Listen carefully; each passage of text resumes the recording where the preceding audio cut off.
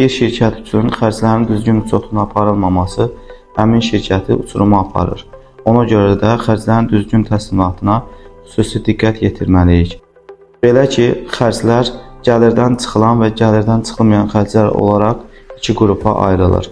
Gəlirdən çıxılan xərclər gəlirin əldə edilməsi ilə bağlı çəkilmiş bütün xərclər və qanunla nəzərdə tutulmuş icbari ödənişlər daxildir. Gəlirdən çıxılan xərclərə icbari ödənişlər, kommunal, rabitə, icarə, norma daxilində ezamiyə və yemək xərclərini misal göstərmək olar. Gəlirdən çıxılmayan xərclər dedikdə isə həmin şirkətin fəaliyyəti ilə bağlı olmayan bütün xərclər nəzərdə tutulur.